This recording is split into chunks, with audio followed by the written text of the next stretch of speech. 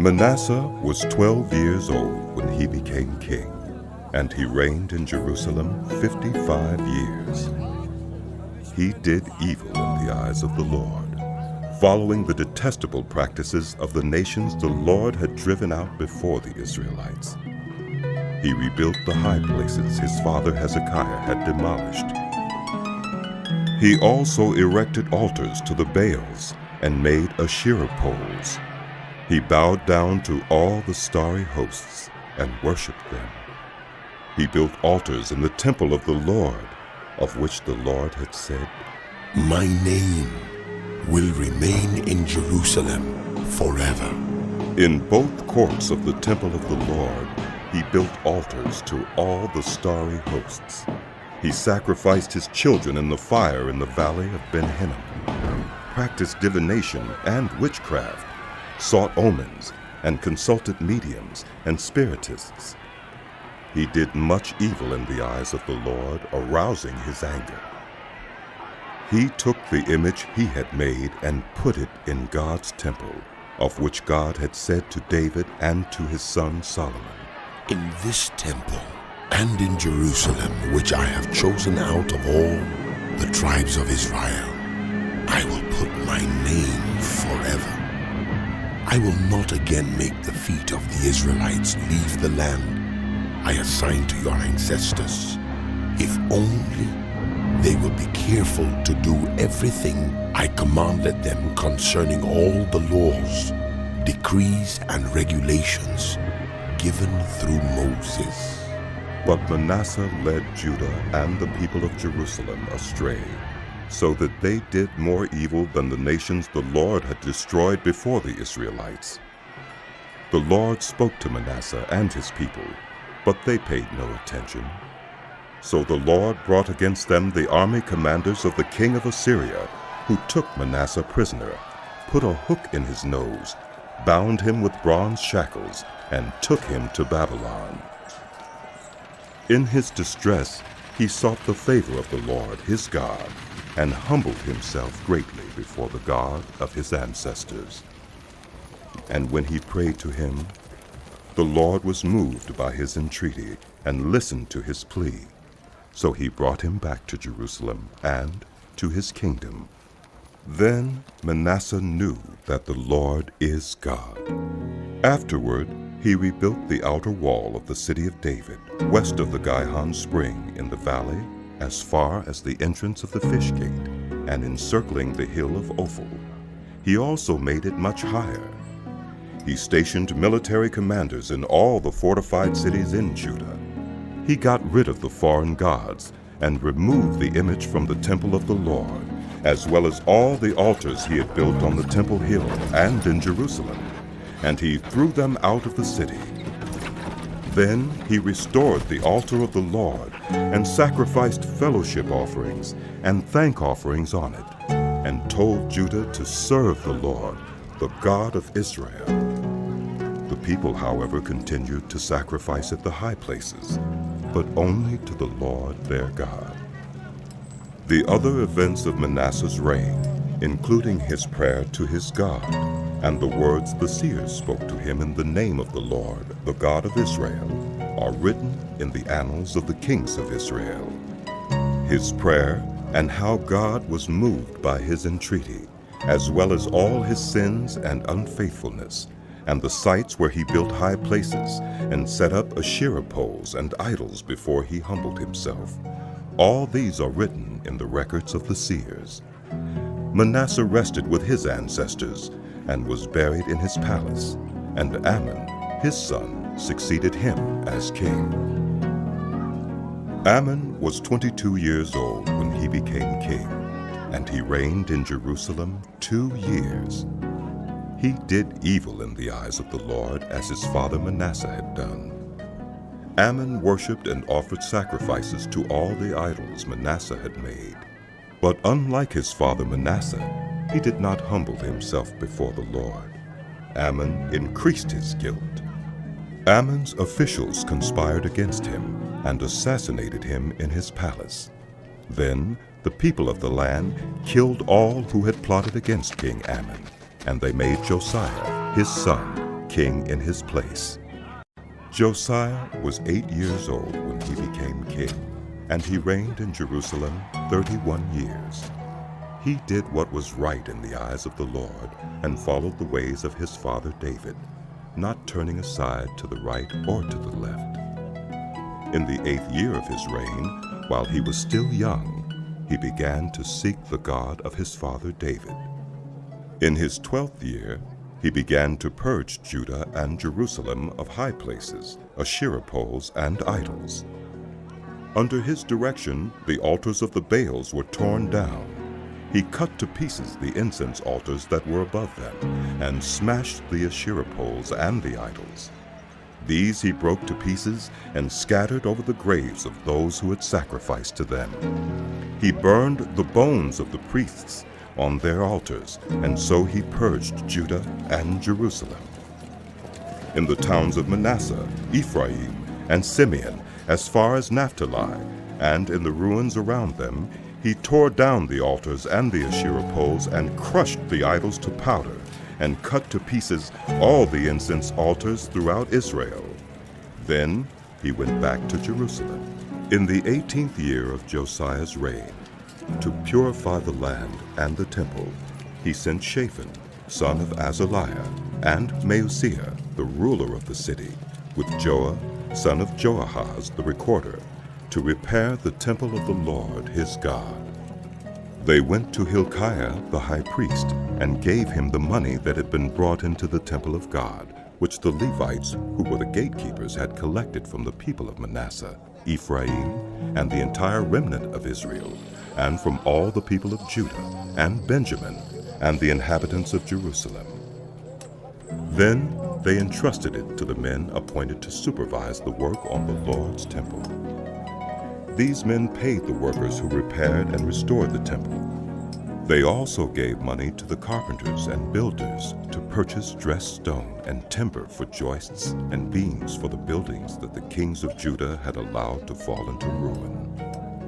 The workers did their work faithfully. Over them to direct them were Jahath and Obadiah, Levites descended from Merari, and Zechariah and Meshullam, descended from Kohath. The Levites, all who were skilled in playing musical instruments, had charge of the laborers and supervised all the workers from job to job. Some of the Levites were secretaries, scribes, and gatekeepers. While they were bringing out the money that had been taken into the temple of the Lord, Hilkiah the priest found the book of the law of the Lord that had been given through Moses.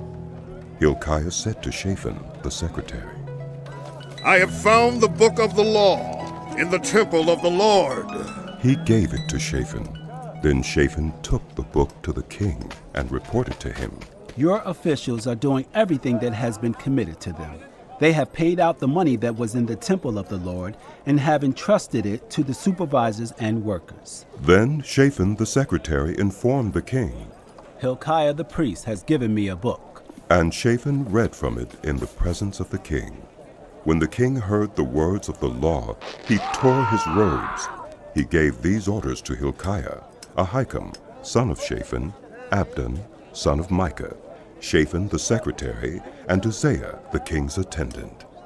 Go and inquire of the Lord for me, and for the remnant in Israel and Judah about what is written in this book that has been found. Great is the Lord's anger that is poured out on us, because those who have gone before us have not kept the word of the Lord. They have not acted in accordance with all that is written in this book. Hilkiah and those the king had sent with him went to speak to the prophet Huldah, who was the wife of Shallum, son of Taketh, the son of Hazra, keeper of the wardrobe.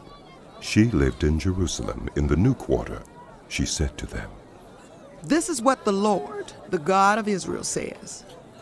Tell the man who sent you to me, this is what the Lord says. I am going to bring disaster on this place and its people. All the curses written in the book that has been read in the presence of the king of Judah. Because they have forsaken me and burned incense to other gods and aroused my anger by all that their hands have made, my anger will be poured out on this place and will not be quenched. Tell the king of Judah, who sent you to inquire of the Lord. This is what the Lord, the God of Israel, says concerning the word you heard. Because your heart was responsive and you humbled yourself before God when you heard what he spoke against this place and its people, and because you humbled yourself before me and tore your robes and wept in my presence, I have heard you, declares the Lord. Now I will gather you to your ancestors, and you will be buried in peace. Your eyes will not see all the disaster I am going to bring on this place and on those who live here. So they took her answer back to the king. Then the king called together all the elders of Judah and Jerusalem. He went up to the temple of the Lord with the people of Judah, the inhabitants of Jerusalem, the priests and the Levites, all the people from the least to the greatest. He read in their hearing all the words of the book of the covenant which had been found in the temple of the Lord. The king stood by his pillar and renewed the covenant in the presence of the Lord, to follow the Lord and keep his commands, statutes, and decrees with all his heart and all his soul, and to obey the words of the covenant written in this book. Then he had everyone in Jerusalem and Benjamin pledge themselves to it. The people of Jerusalem did this in accordance with the covenant of God, the God of their ancestors. Josiah removed all the detestable idols from all the territory belonging to the Israelites, and he had all who were present in Israel serve the Lord their God. As long as he lived, they did not fail to follow the Lord, the God of their ancestors. Josiah celebrated the Passover to the Lord in Jerusalem, and the Passover lamb was slaughtered on the 14th day of the first month. He appointed the priests to their duties and encouraged them in the service of the Lord's temple. He said to the Levites who instructed all Israel and who had been consecrated to the Lord, Put the sacred ark in the temple that Solomon, son of David, king of Israel, built. It is not to be carried about on your shoulders. Now, serve the Lord your God and his people, Israel. Prepare yourselves by families in your divisions, according to the instructions written by David, king of Israel, and by his son Solomon. Stand in the holy place with a group of Levites for each subdivision of the families of your fellow Israelites, the lay people. Slaughter the Passover lambs, consecrate yourselves, and prepare the lambs for your fellow Israelites, doing what the Lord commanded through Moses. Josiah provided for all the lay people who were there a total of 30,000 lambs and goats for the Passover offerings, and also 3,000 cattle, all from the king's own possessions. His officials also contributed voluntarily to the people, and the priests and Levites. Hilkiah, Zechariah, and Jehiel, the officials in charge of God's temple, gave the priests 2,600 Passover offerings and 300 cattle. Also Conaniah, along with Shemaiah and Nethanel, his brothers, and Hashabiah, Jeiel, and Jozabad, the leaders of the Levites, provided 5,000 Passover offerings and 500 head of cattle for the Levites. The service was arranged, and the priests stood in their places with the Levites in their divisions, as the king had ordered. The Passover lambs were slaughtered, and the priests splashed against the altar the blood handed to them, while the Levites skinned the animals. They set aside the burnt offerings to give them to the subdivisions of the family of the people to offer to the Lord, as it is written in the book of Moses. They did the same with the cattle. They roasted the Passover animals over the fire as prescribed, and boiled the holy offerings in pots, cauldrons, and pans, and served them quickly to all the people. After this, they made preparations for themselves and for the priests, because the priests, the descendants of Aaron, were sacrificing the burnt offerings and the fat portions until nightfall. So the Levites made preparations for themselves and for the Aaronic priests. The musicians, the descendants of Asaph, were in the places prescribed by David: Asaph, Heman, and Jeduthun, the king's seer. The gatekeepers at each gate did not need to leave their posts, because their fellow Levites made the preparations for them. So at that time the entire service of the Lord was carried out for the celebration of the Passover and the offering of burnt offerings on the altar of the Lord, as King Josiah had ordered. The Israelites who were present celebrated the Passover at that time and observed the festival of unleavened bread for 7 days. The Passover had not been observed like this in Israel since the days of the prophet Samuel, and none of the kings of Israel had ever celebrated such a Passover as did Josiah with the priests, the Levites, and all Judah and Israel who were there with the people of Jerusalem. This Passover was celebrated in the 18th year of Josiah's reign.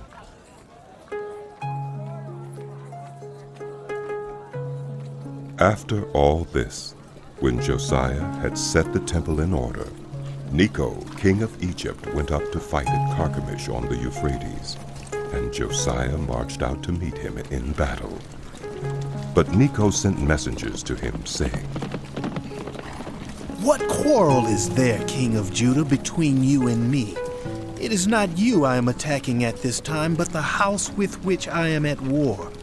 God has told me to hurry, so stop opposing God, who is with me, or he will destroy you."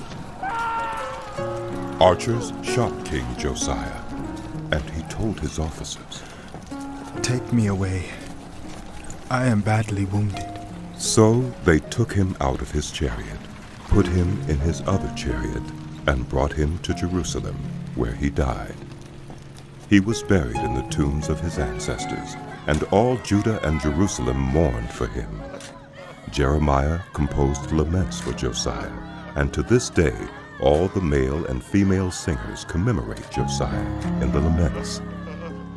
These became a tradition in Israel and are written in the laments.